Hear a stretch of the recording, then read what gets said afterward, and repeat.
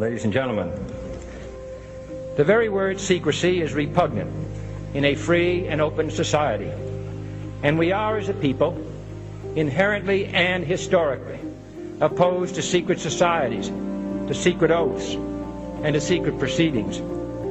For we are opposed around the world by a monolithic and ruthless conspiracy that relies primarily on covert means for expanding its sphere of influence, on infiltration instead of invasion, on subversion instead of elections, on intimidation instead of free choice.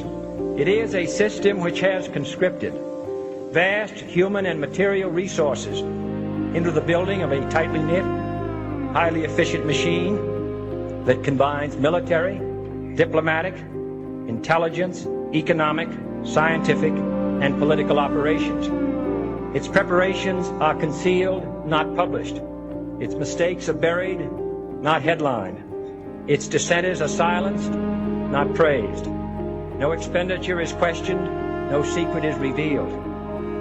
That is why the Athenian lawmaker Solon decreed it a crime for any citizen to shrink from controversy.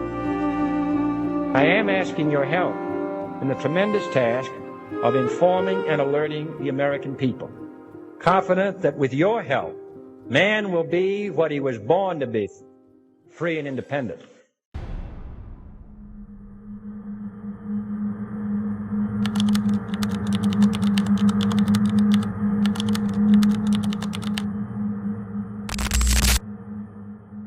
The deep state, for so long, has been dismissed as a fringe, far-right conspiracy theory, but in recent years has become nothing less than an obvious truth among the American people. The deep state, in the simplest of terms, is a shadowy government working behind the scenes of an established, more forward-facing government made up of potentially secret and unauthorized networks of power, operating independently of a state's political leadership in pursuit of their own agenda and goals. Now hold on, I'm not telling you to put on your tinfoil hat just yet, but at least hear me out. You see, so far, no one has been able to successfully identify the mission of the deep state in America. But today, we're going to take a deeper dive into the matter, and hopefully by the end of it, we will understand that the deep state is in fact very real and much larger and much more intricate than one could possibly imagine, and that their goals and motivations are much more sinister than what is to be believed. My hope is to inspire you to join me, along with other like-minded individuals, in helping to destroy this epic monstrosity. Make sure to stick around to the very end of our video for our plan to defeat the deep state once and for all. You don't want to miss it. There is a high likelihood that this video and ones like it will be removed from YouTube, or at the very least, demonetized. So this will also be available on X and other platforms. And please make sure to like, share, subscribe, and follow Left in the Dark on all our socials so that we can spread this message to the masses and make more epic content just like this in the future, as well as buy us a cup of coffee. All donations and engagements on all platforms are greatly and sincerely appreciated. We couldn't have done any of this without your support. All support links will be in the description. And now without further ado, let's get into it.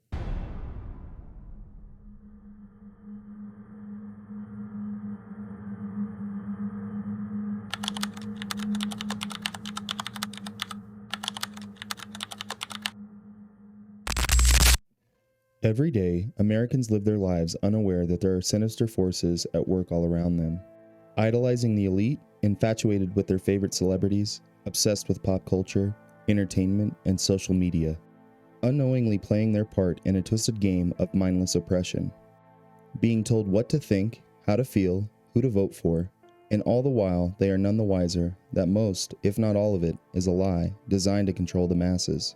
President Harry S. Truman assumed office as the 33rd President of the United States less than 4 months after his predecessor, President Franklin D. Roosevelt, who died of a brain hemorrhage on April 12, 1945, just 80 days into his fourth term as president, making FDR the longest-serving U.S. president in American history.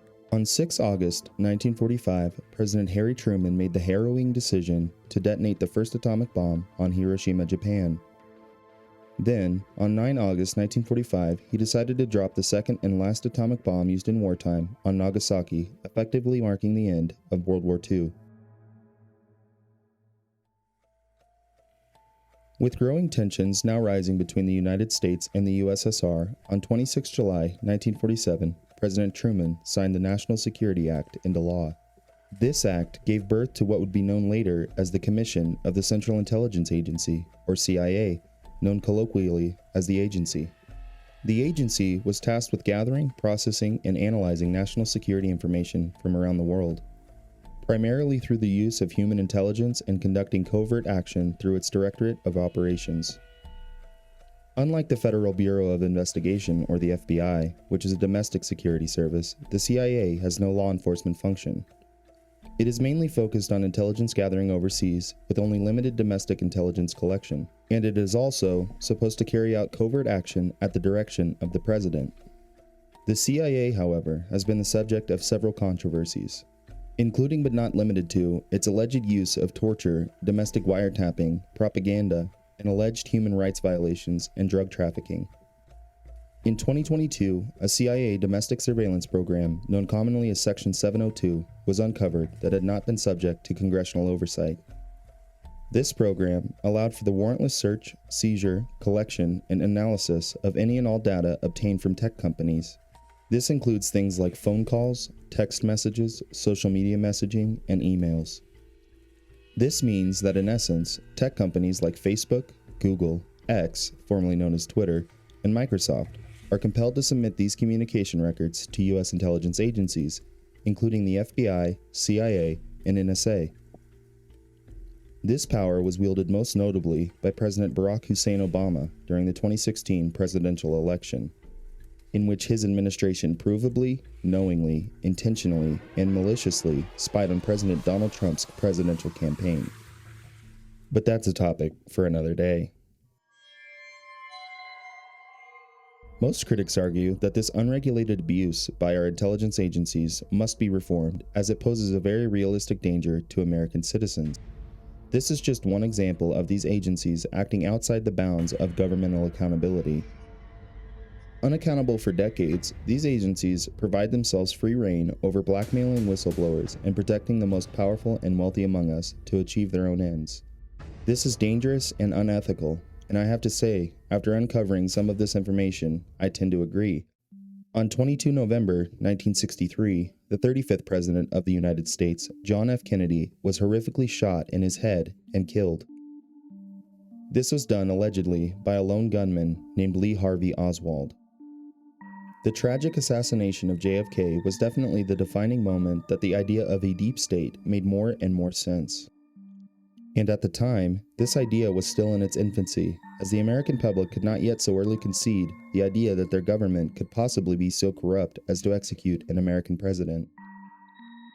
But there is one voice that rang like a bell throughout the icy air following the aftermath of this horrifying event. None other than President Harry S. Truman himself, the founder and commissioner of the CIA. He vehemently expressed his opposition to the CIA's role in the government in a 1963 column in the Washington Post, and he was quoted in the article as saying, first, quote, "I never would have agreed to the formulation of the Central Intelligence Agency back in '47 if I had known it would become the American Gestapo. Second, quote, it has become an operational and at times a policy-making arm of the government.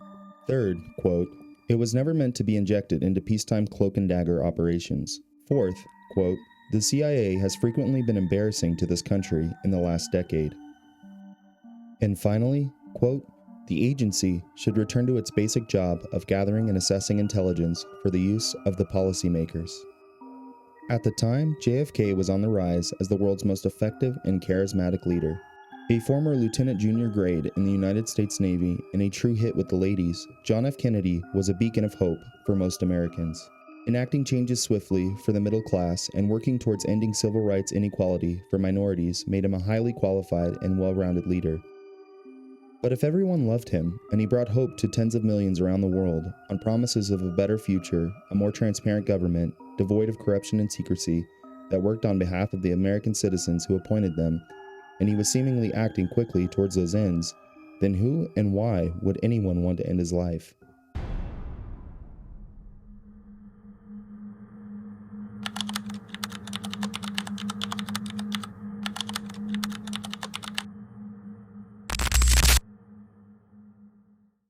Codenamed Operation Mockingbird, was a covert operation started by the CIA at the behest of President John F. Kennedy in 1962. It started as a large-scale wiretapping operation to report back to the president any and all potential conspiracies by foreign agents working on behalf of the Soviet Union to overthrow the United States and undermine the president. At the time, Frank Wisner, a prominent leader within the CIA, was head of its Office of Policy Coordination. He understood that in order to win the Cold War, the United States not only needed an elite military, but that it also needed to control any and all information released in the media. As time went on, though, the objective quickly shifted from protecting the country on behalf of the president from foreign influence to controlling the narrative in the media to ensure that only pro-American stories dominated headlines while communist ideologies around the world were left utterly discredited. Alongside Frank Wisner, Allen Dulles, another infamous name, who later became the director of the CIA and was the mastermind behind the later disclosed dark, evil, and likely criminal operations such as MKUltra, envisioned the media landscape as their playground where they could influence and control public opinion. Controlling the mainstream media was a monumental task, however, so they hatched a plan operating from the age-old adage, how do you eat an elephant? You have to do it one bite at a time. As it progressed, though, the operation grew, and so did the network that encompassed some of the most prominent news organizations across the world. It was successful by operating from a place of secrecy, subtlety, and influence. First, the CIA identified a small number of prominent and influential journalists who could be bribed and persuaded to release stories that aligned positively with the CIA's objectives and interests. Next, they embedded operatives in major newspapers, magazines, and broadcasting networks in radio and in television. Third, the CIA recruited the journalists that they had pre-identified. They weren't recruited by force, but by being bribed with career opportunities, wealth, influence, exclusive information, and advancement. In return, all they needed to do was write stories that aligned perfectly with the CIA's objectives. These journalists oftentimes became unwitting participants and agents contributing to a much larger global campaign to steer public opinion. And finally, the CIA crafted skillfully and well-thought-out propaganda messaging that would resonate with the unaware majority viewing public to advance their own ends. This included downplaying the perceived negative aspects of a story while at the same time elevating the perceived positive aspects of a story, effectively flipping something that most would disagree with to something that would be welcomed and potentially celebrated as a victory. Slowly but surely by these means, these covert operatives posing as influential journalists and editors were able to thoroughly shape the global perception to a majority of consumers subtly and without ever being detected. In 2020, a man by the name of Glenn Greenwald appeared on Tucker Carlson Tonight, highlighting these issues. Greenwald himself is a self-identifying leftist, whose political appetites are by no means conservative. So much to Tucker's surprise, and the rest of the world watching, Glenn Greenwald began to expertly identify the enemy and lays out the subject that we're discussing. And I have to say, it's actually quite remarkable that this happens without us ever realizing. Take a look. If you go and Google, and I hope your viewers do, Operation Mockingbird, what you will find is that during the Cold War, these agencies used to plot about how to clandestinely manipulate the news media to propaganda to the American population. They used to try and do it secretly. They don't even do it secretly anymore. They don't need Operation Mockingbird. They literally put John Brennan, who works for NBC, and James Clapper, who works for CNN, and tons of FBI agents right on the payroll of these news organizations. They now shape the news openly to manipulate and deceive the American population. So if you're an American wondering what foreknowledge and involvement did the FBI have in January 6th? If you go and listen to those networks, you're going to get lies because the only people they're asking are people who are serving those agencies and acting to disseminate disinformation. That's what those outlets are. Man, that is shocking to me. Glenn Greenwald, I appreciate your coming on tonight. Thank you very much. Good to be with you, Tucker. This was a highly sophisticated, complex, and intricate network of modus operandi, of which the end goal eventually became more and more sinister. And by now, I am sure that you have deduced how this method of thorough and cohesive propaganda could be used in opposite direction if this apparatus was controlled by enemies from within. It morphed from an objective of influencing the media narrative to influencing the next generation of leaders through educational institutions and cultural programs by embedding sometimes unaware operatives into the confines of these mediums. Hence why I believe that this is why we see far-left, anti-American, and self-professing communists sitting in the highest positions attainable within our universities, colleges, news networks, tech and entertainment, as well as political office, seeking to consistently undermine the capitalist, patriotic, pro-American, and anti-racist sentiment of the majority of the American electorate. I wholeheartedly believe, along with many others, that for decades, susceptible minds have become victim to the same propaganda that they have been force-fed from the time that they were born and into their adult life. For all intents and purposes, they have been successfully brainwashed.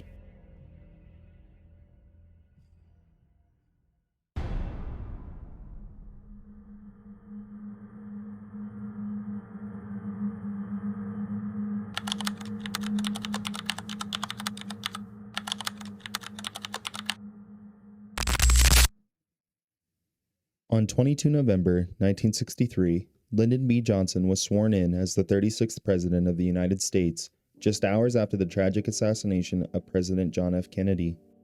LBJ was born in Stonewall, Texas on 27 August 1908 and had a distinguished military career. He served as a commander in the U.S. Navy during World War II, where he was awarded a Silver Star for bravery. After his military service, Johnson used his experience and network to transition into politics, eventually becoming a U.S. Senator from the state of Texas from 1949 to 1961. In 1960, he was selected as John F. Kennedy's running mate, and together they won the election. Johnson was sworn in as Vice President under President Kennedy on January 20th, 1961. During his time as a senator, Johnson developed close ties with some of Texas's most powerful and wealthy figures, including oil barons, business leaders, and political operatives. Among his key supporters were George and Herman Brown and their brother-in-law, Daniel Root, the founders of Brown & Root Engineering and Construction, a company that began as a civil engineering firm in 1919 and grew into one of the world's largest construction companies. Brown & Root was responsible for major infrastructure projects in Texas, including the Gulf Freeway, the Johnson Space Center, and the Rice University Football Stadium. By the time LBJ was vice president, Brown & Root had secured numerous government contracts, including military equipment production during World War II.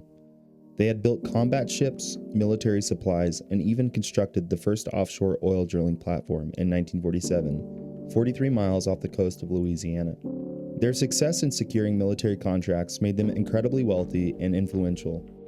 This growing power gave them significant influence in Washington, and they used their wealth to help fund political campaigns on both sides of the political spectrum, including none other than LBJ's run for the U.S. Senate.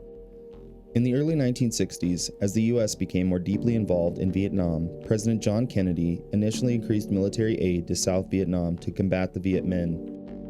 However, as the war dragged on, Kennedy grew increasingly disillusioned with the conflict, fearing the tremendous human and financial costs. By late 1963, he had begun moving toward a policy of de-escalation, actively working to reduce U.S. military involvement and avoiding a full-on ground invasion by the United States into Vietnam.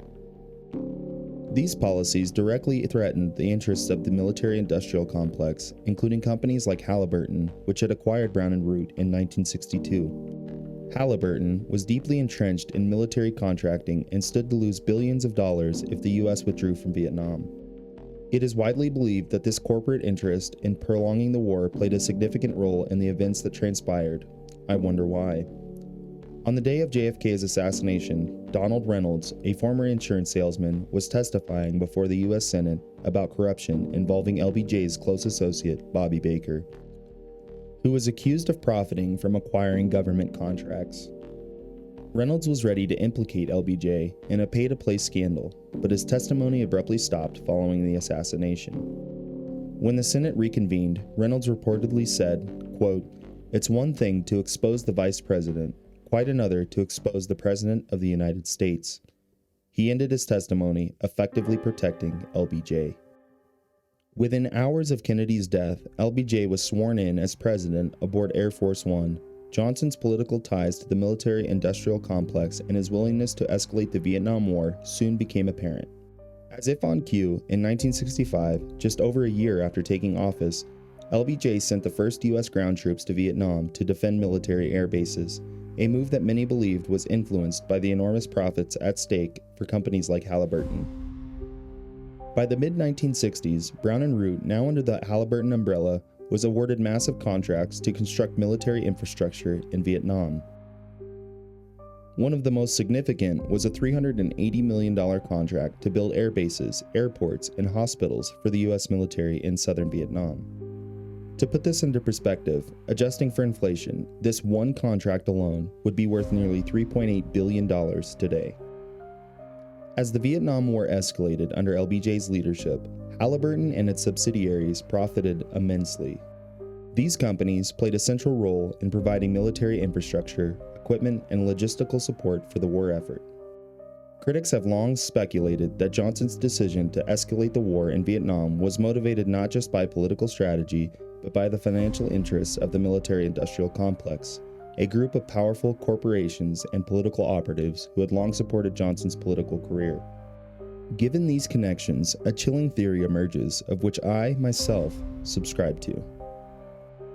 That on 22 November 1963, President John Fitzgerald Kennedy was not simply assassinated as some random act of violence, but was murdered in a meticulously orchestrated plan to remove an anti-establishment leader and to effectively stop a duly elected president of the United States from interfering with the interests of the military-industrial complex.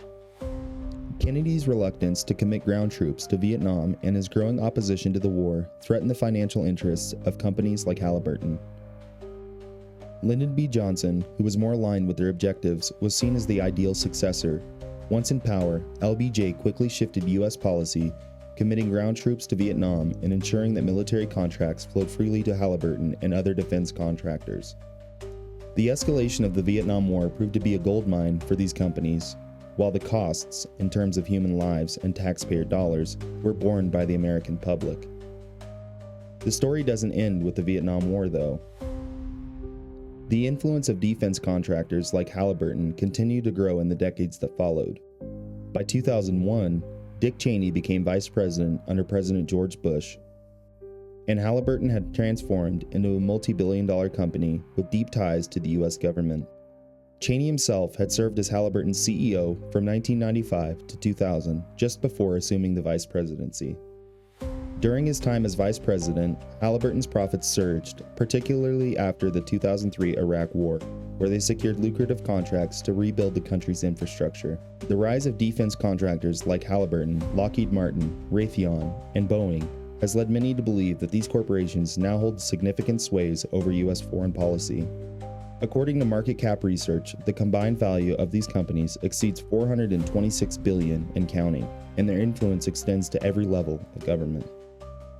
Some even argue that these companies have infiltrated the U.S. government to the point where they control not just policy decisions, but also election outcomes and public narratives. As we look back at the events of the 1960s and beyond, it becomes increasingly clear that the relationship between politics, business, and war has shaped the course of American history in profound ways. The assassination of John F. Kennedy, whether orchestrated by powerful corporate interests or not, was a turning point, one that allowed Lyndon B. Johnson to ascend to power and implement policies that served the interests of the military-industrial complex, particularly in Vietnam. The tragic death of Kennedy set the stage for an escalation of the war, which in turn fueled the profits of companies like Halliburton. This relationship between politics, profit, and war is one that continues to shape global conflicts today, with defense contractors exerting tremendous influence over U.S. policy. A side note, this is how the Democratic Party thought of Black Americans. Here's what Lyndon B. Johnson, the man who signed the Civil Rights Act of 1964, said on the record to his director of Central Intelligence Agency, John McCone. In the years to come, as more of these connections come to light, it may become clearer how deeply entrenched the military-industrial complex has become in shaping not just U.S. foreign policy, but the very fabric of our republic. If these forces continue to control the government from the top to the bottom, it raises the unsettling possibility that they have the power to determine not just wars, but elections, policies, and even who gets assassinated. And that is why it seeks to eliminate anyone and everyone that seeks to dismantle this cancerous and satanic illusion.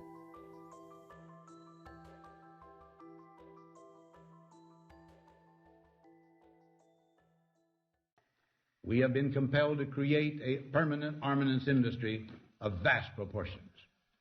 Added to this, 3.5 million men and women are directly engaged in the defense establishment. We annually spend on military security alone more than the net income of all United States corporations. Now, this conjunction of an immense military establishment and a large arms industry is new in the American experience. The total influence, economic, political, even spiritual, is felt in every city, every state house, every office of the federal government. We recognize the imperative need for this development, yet we must not fail to comprehend its grave implications. In the councils of government, we must guard against the acquisition of unwarranted influence, whether sought or unsought, by the military-industrial complex.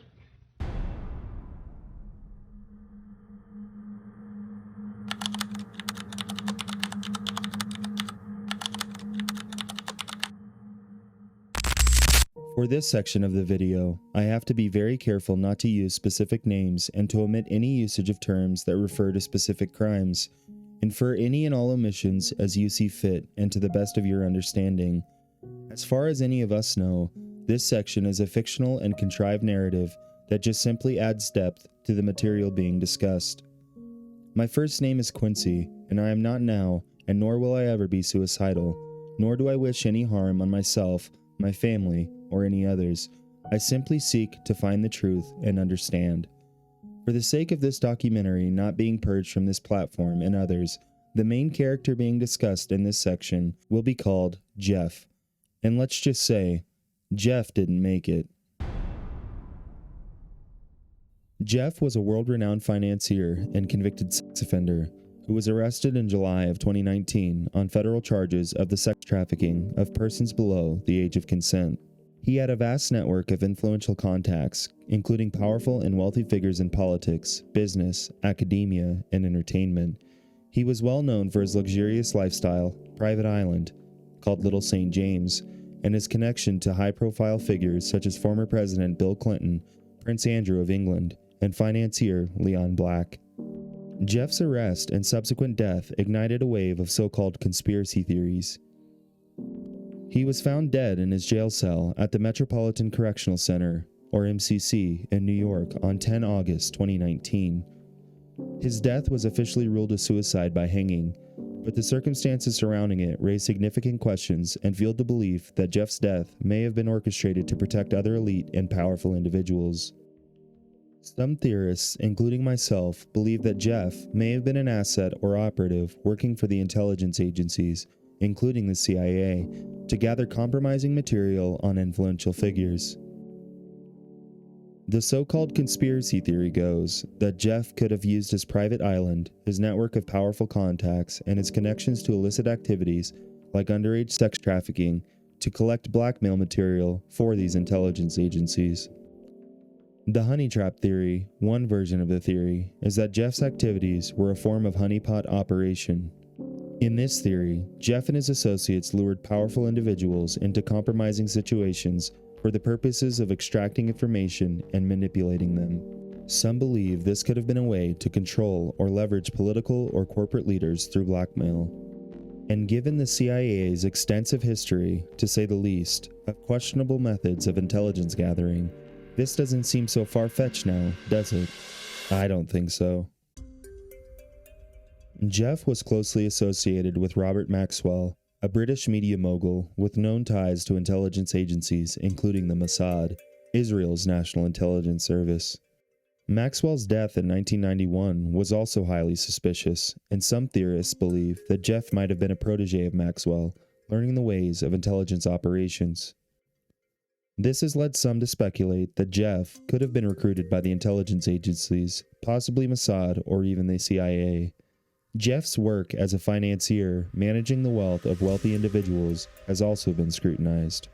He allegedly operated in a world of high finance where information is a valuable and precious commodity.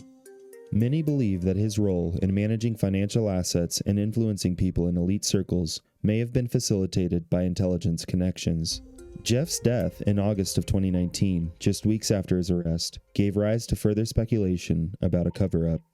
Many people believe that Jeff's death was not a suicide, but rather an assassination, carefully orchestrated to prevent him from implicating powerful people. Several key facts surrounding Jeff's death have fueled these theories, one of which being the inconsistent jail conditions. At the time, Jeff was being held at the Metropolitan Correctional Center, or MCC, in New York City, which was known for its poor conditions and history of high-profile inmates. In the days leading up to his death, there were multiple lapses in jail procedures. The guards tasked with monitoring him fell asleep, and the cameras in his cell malfunctioned. These irregularities led some to believe that this death was part of a larger cover-up orchestrated by powerful individuals who did not want Jeff to testify against them. Now I can attest, and the people in my family and immediate circle can also attest to the fact that I myself am a former correctional officer, and I have worked within and have a well-rounded background in the correctional industry. And I know that without a doubt, these sort of so-called lapses in security measures in even the lowest security facilities do not occur regularly. And absolutely, unequivocally, and under no circumstances do these alleged lapses ever occur simultaneously and in only one sector of a correctional facility, especially around one specific high-profile inmate. The odds of these circumstances converging together and all happening simultaneously around one inmate are beyond astronomical, dare I say, impossible. These events could not have happened without outside influence, careful planning, and meticulous actions of the facility watch commanders. For those of you who don't know, the term watch commander refers to the highest ranking official on duty at the time of the beginning of the shift to the end of the shift, and can be anyone from a sergeant to a major. They are responsible for overseeing any and all operations within the confines of the facility and its perimeter. Anyone and everyone that has any background in corrections will confirm this fact to you and will reassure you that I am in fact telling you the truth. And even more so, this being a federally funded facility, it is under the direct control and supervision of the Federal Bureau of Prisons. There is no possible way that this wasn't a planned event, undertaken by a multitude of dealings between high-ranking officials and evil actors. Some have even suggested that the CIA or another intelligence agency could have had a motive to silence Jeff in order to prevent him from revealing sensitive information about their operations or the operations of the political elites he was connected to. These theories argue that Jeff's death served the interests of those in power who might have been implicated in his alleged crimes or in covert operations involving Jeff. There is also speculation about Jeff's alleged ties to Israeli intelligence, especially considering his close relationship with, well, to be careful here, we'll call her Brenda, who is the daughter of Robert Maxwell. Some believe that Brenda's father was involved in intelligence work for the Israeli government, and that Jeff might have been a key player in helping Israel gather compromising information on influential American or international figures. This is simply an introductory documentary, and this portion of the video barely scratches the surface on how deep, dark, and evil this cover-up really is. But for the sake of time, and to save material for later videos, let's keep going. But given these circumstances, along with these severe allegations, it is quite remarkable that even to this day, the American people have still not yet been fully informed of the investigation into Jeff's corruption and the subsequent investigations. And that still, there has been zero accountability on behalf of the high-ranking politicians, businessmen, and celebrities that were directly involved in these disgusting acts involving children. Then, on January 15th, it is now public record that Joe Biden's Attorney General, Merrick Garland, blocked the release of Jeff's investigation files undertaken by the now lowly esteemed Federal Bureau of Investigation. This in turn effectively protected the wealthy multimillionaire pederasts that engaged in the molestation of children, among other heinous crimes, on Jeff's Island. Merrick Garland and his corrupt DOJ also redirected $145 million of known assets seized from Jeff's estate to an undisclosed list of unknown beneficiaries. Given these disgusting allegations, and they are nothing more than allegations, This means that the federal government not only facilitated, but allegedly entrapped some of the world's most wealthy celebrities, businessmen and women, and politicians while they committed the most heinous crimes imaginable in order to blackmail them into propagating their agenda. There are simply no words for a conspiracy of this magnitude, and the American public can no longer afford to be left in the dark. I can understand that anyone listening may not want these events to be true, I myself included. This sort of evil is foreign to anyone with a sound mind, and it is hard to even comprehend, let alone think about. If these allegations are true, then this is by far the most disgusting and unforgivable conspiracy ever contrived by the deep state, and should and must be known publicly to the entire world watching to prevent this form of evil from ever taking place in the future.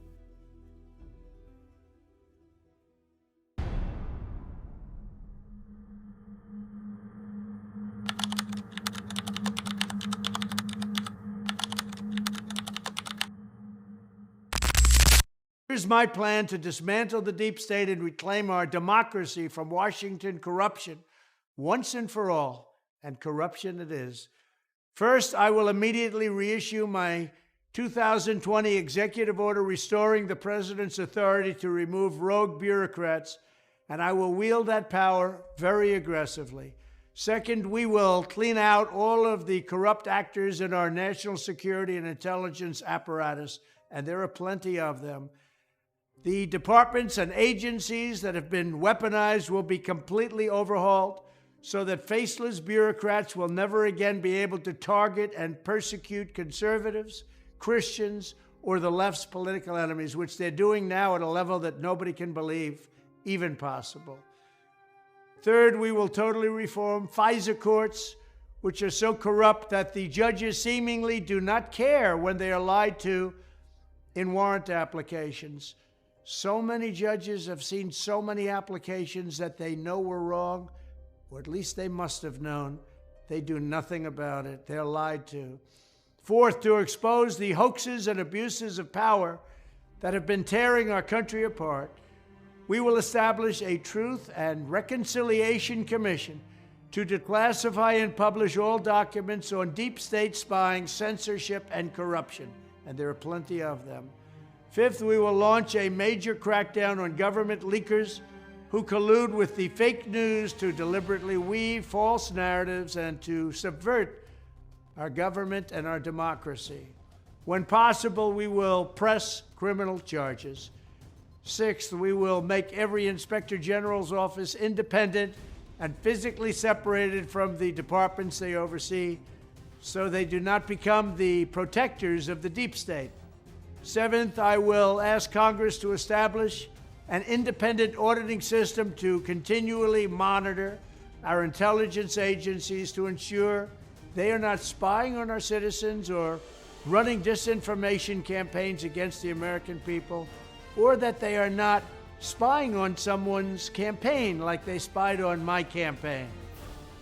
Eighth, we will continue the effort launched by the Trump administration to move parts of the sprawling federal bureaucracy to new locations outside the Washington swamp.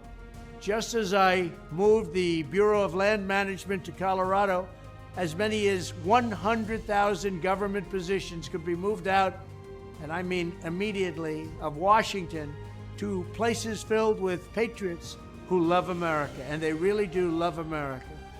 Ninth, I will work to ban federal bureaucrats from taking jobs at the companies they deal with and that they regulate. So they deal with these companies and they regulate these companies, and then they want to take jobs from these companies.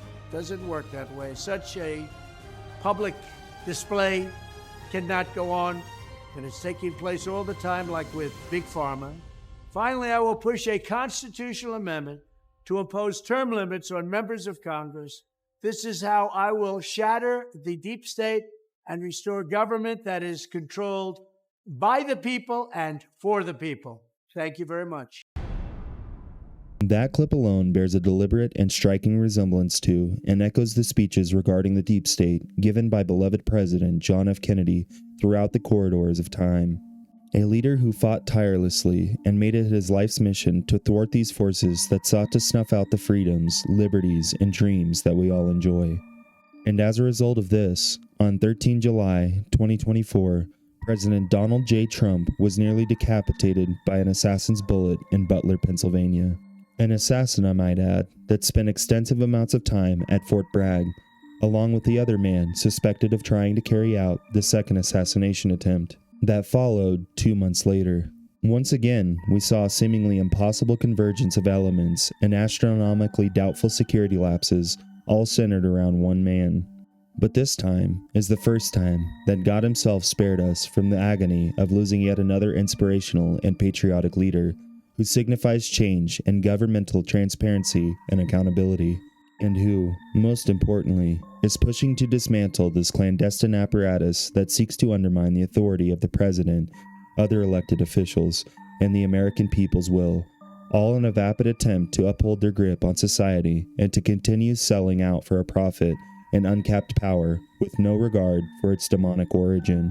That is why President Donald John Trump, after surviving 4 assassination attempts and being elected president for the second time as an outsider, critic, and enemy of this corrupt establishment throughout his first term in office, and especially now, spends all of his time at his Mar-a-Lago estate, safeguarded tenfold by only the most trusted and loyal members of his inner circle. After the last known assassination attempt, he no longer places his trust in the Secret Service and has gone as far as to hire outside security detail.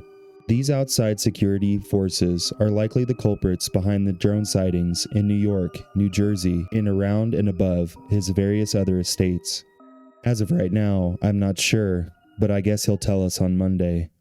And he has gone as far as to make a last-minute change to move his inaugural address to the inside of the Capitol building, effectively shielding him from outside perpetrators.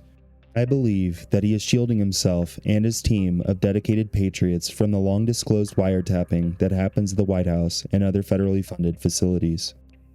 Have you ever noticed that any and all communications with the public are strictly released through the mediums such as his own social media network known as Truth Social and X, owned by Elon Musk, in that he advocates for the abolition of government-subsidized surveillance of our own citizens? And did you notice that in order to gain access, that the thoroughly corrupt and dementia-laden inept President Joe Biden, at the behest of his even more so corrupt advisors, ordered the FBI to raid Mar-a-Lago with orders to kill, knowing full well that there were Secret Service agents armed to the teeth with powerful weaponry, effectively placing everyone in the immediate vicinity in immediate danger? I truly believe that this was done as an opportunity to take him out. But the backup plan was to actually bug the estate to monitor sensitive conversations undertaken by Trump and his associates. I understand that normally, this would sound like the crazy ramblings of a deranged sycophant, but just think about what we've already discussed. During his first term, Donald Trump's FBI arrested Jeff, the biggest known human trafficker with ties to international intelligence agencies, and we now know that he was likely assassinated in his federal prison cell after the guards fell asleep, cameras were powered off, and without any witnesses. We also now know that he was likely going to expose the complete depth and depravity of some of the most powerful men and women on the planet. The intelligence agencies without a doubt were involved in the assassination of JFK.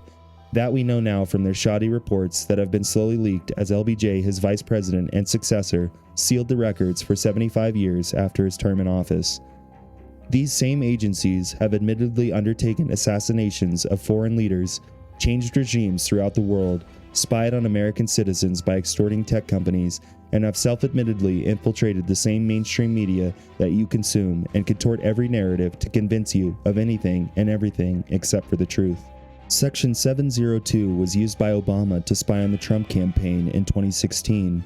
They went after him with conspiracies made up out of whole cloth, like Russiagate and the classified documents case. They went after him with every legal maneuver at their disposal after they weaponized the Justice Department. They have spent years assassinating his character throughout the mainstream media, and at every turn have tried to discredit him as some kind of authoritarian dictator. And take a look at January 6th. We now know that the heads of the committee broke several laws investigating the allegations, and that the FBI had operatives and informants in the crowd instigating protesters to enter the Capitol building, and had been facilitating communications with radical members of the group for months prior to the incident. Have you ever wondered why Elon Musk seemingly never leaves the president's side, and his cabinet is being contrived of complete government outsiders? J.D. Vance as his vice president, a non-establishment newly elected state senator from Ohio, widely unknown to most Americans. A notable rebel like Kash Patel as FBI director, Pam Bondi as attorney general, John Radcliffe as director of the CIA, Pete Hegseth as the secretary of defense, Tulsi Gabbard as the director of national intelligence, JFK's own nephew, Robert Kennedy Jr. as the Director of Health and Human Services, and Elon Musk and Vivek Ramaswamy as heads of the newly formed Department of Government Efficiency. This is the most diverse cabinet ever constructed by a U.S. president in history. All of these people have such differing ideologies and opinions on everything social, economic, and political, but are all centered toward one goal, and that is to dismantle this evil network. They finally have the opportunity to stifle and heavily delay every objective that the deep state seeks to accomplish, and hopefully they succeed. President Donald Trump, now all too aware of what this sinister force is capable of, will stop at absolutely nothing to accomplish this. Because what you are witnessing are the actions of a machine that so far has completely failed at every crossroads throughout this saga, and is now upping the ante to continue to undermine his every move. I fear for the safety of Trump and the safety of every single one of his cabinet nominations, as these people are the last line of defense against it. But I also believe that the deep state will stop at absolutely nothing to prevent their cabal's demise until they are in fact thoroughly exposed and their inner workings are utterly laid bare for the world to see. This has to happen swiftly, and no doubt it will hurt for a long time, but it is what is necessary to drive change, to destroy the avenues that they exploit to achieve their ends, and to prevent any likelihood of its future revival. Be prepared to finally be exposed to things that you never even thought possible. Evils beyond your imagination, as Trump and his team have already made certain to the public their intent to destroy this corrupt, cancerous, and satanic system once and for all. At this point, whether you like it or not, these truths are simply too plentiful and rock solid to be coincidence. We can no longer ignore that these are the actions of the so-called deep state. You have everything that you need. It's up to you to connect the dots.